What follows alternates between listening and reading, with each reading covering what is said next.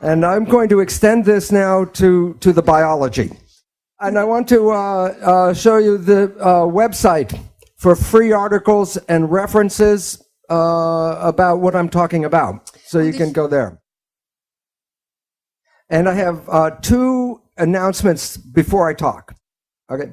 Number one, the science I'm going to present can change your life very profoundly. When I first started lecturing, I told people, with this science, you can create the most wonderful life on this planet. And then the people in the audience would look at me and go, your life does not look that good.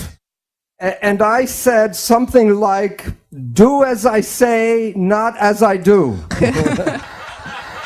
But the secret I found out is two. First part is to know, to have the knowledge. But the second part is the most important, and that part is you must actually use the science in your life or it doesn't work. And the truth, as I see it from my own life, is that if there is a heaven, I think it's here right now. And that's from using my own knowledge in my life. And that's the big point. Okay, and number two is the medical profession does miracles.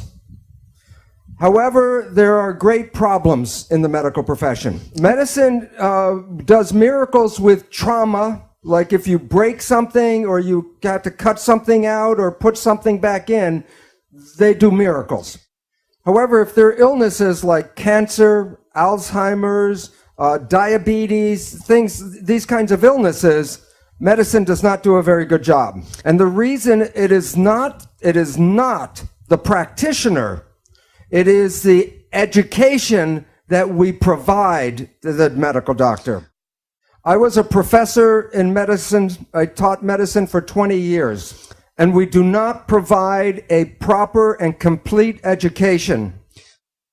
And the main reason, the pharmaceutical industry does not want us to teach how you can heal yourself. So if I say something bad about medicine, it's not the medical doctor. Okay. I am a cellular biologist. And I want to tell you about a misperception you may have. When you look in a mirror and see yourself and you see like one person looking back, that is not true.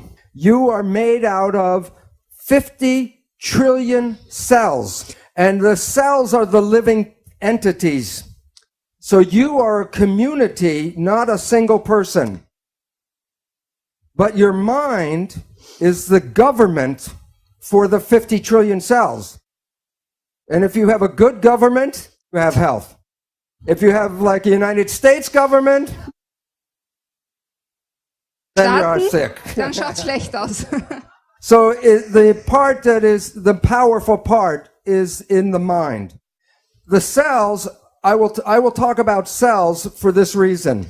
Because every function that you see in the human body is already present in every cell.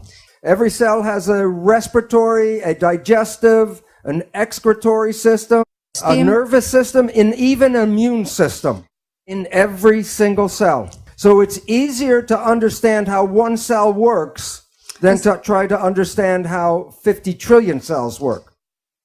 There are two, in philosophy, there are two beliefs about how life works, and they're very different opposing beliefs.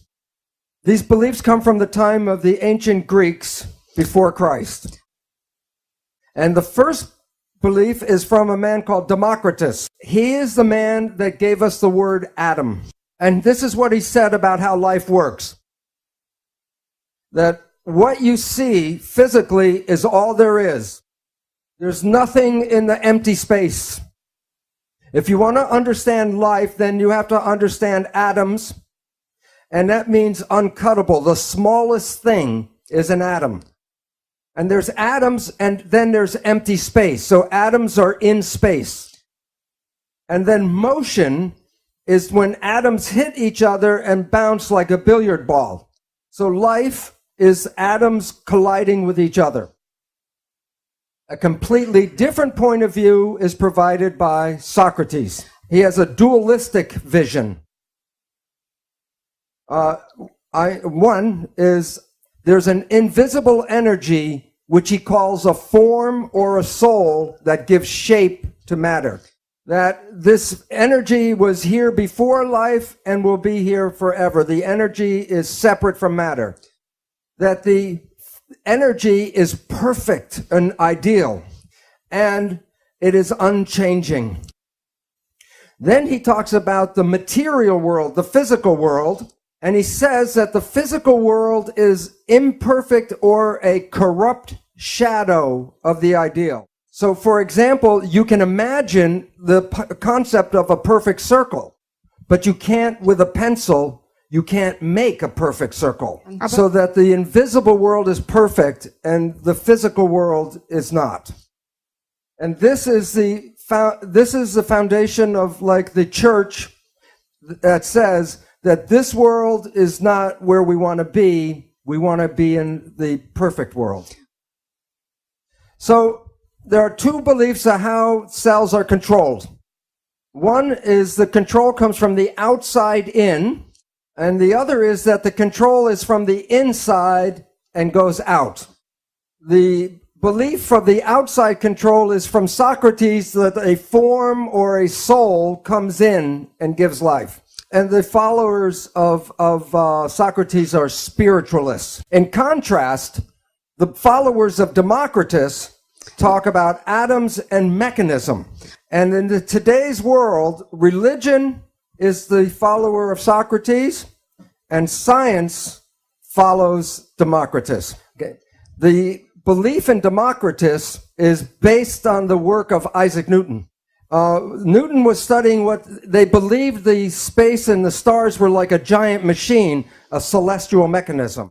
Then he created a mathematics called calculus and put in the data, for example, of the moon going around the earth, and he included mass, gravity, and acceleration.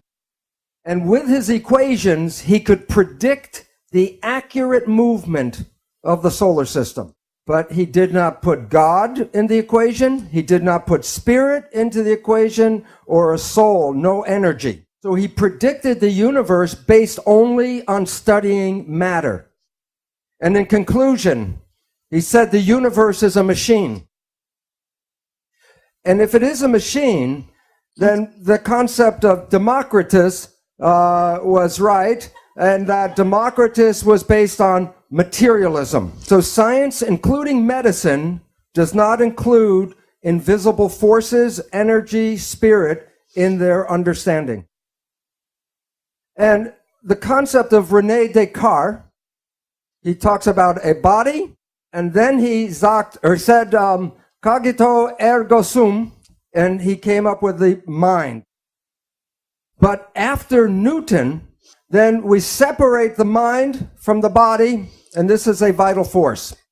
And in Newtonian physics, which is based on matter only, you eliminate the vital force in the mind. And then medicine only has the body left to study, the physical body.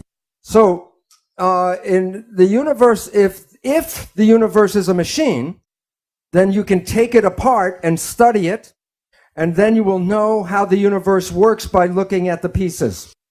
So they look at the human body, and the human body is a machine. So in medicine, they take apart the body, look at the molecules, and then try to determine your health by just looking at the physical molecule. So the mission of modern science is to obtain knowledge that can be used to dominate and control nature, which is a machine.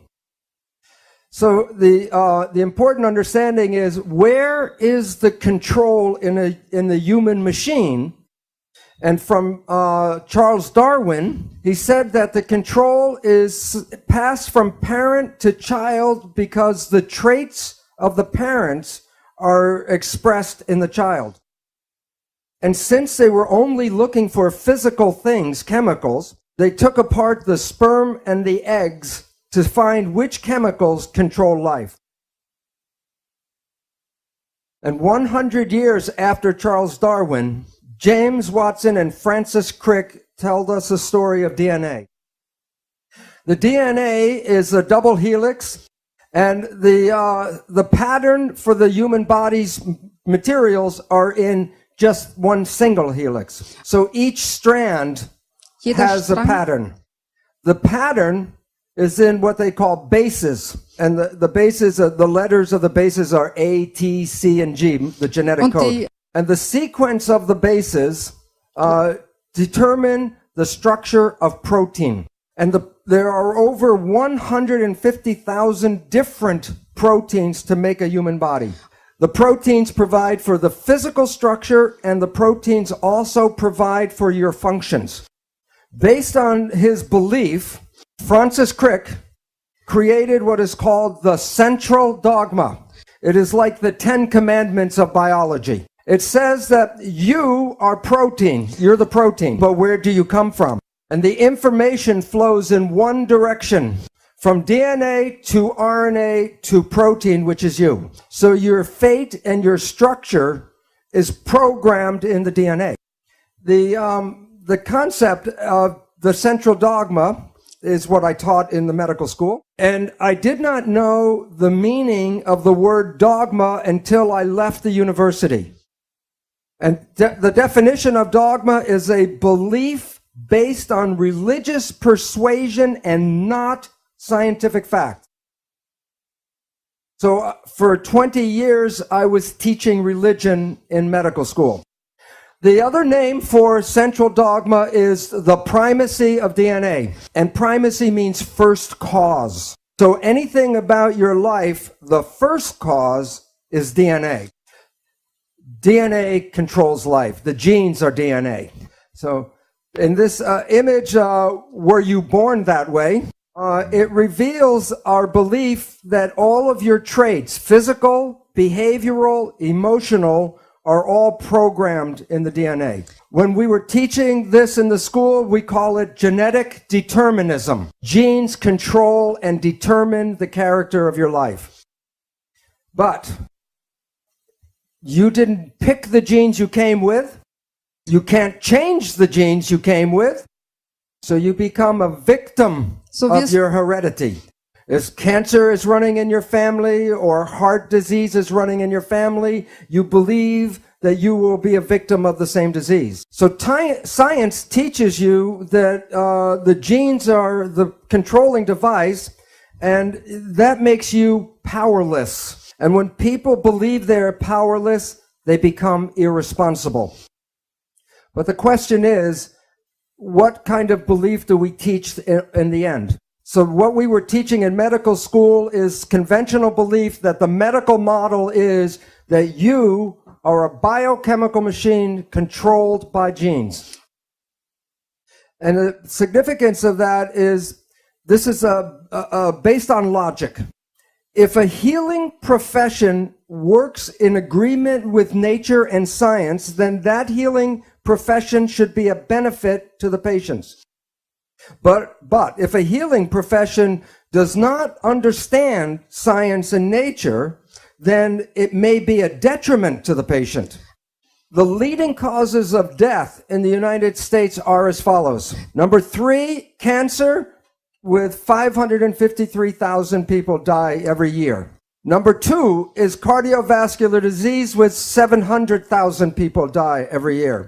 And the leading cause of death is called iatrogenic illness. And what that means is illness due to medical treatment. 784,000 people die every year from medical treatment, not from the disease, but from the treatment of the disease. Over 300,000 people die from prescription drugs. So the belief in the medical model is false.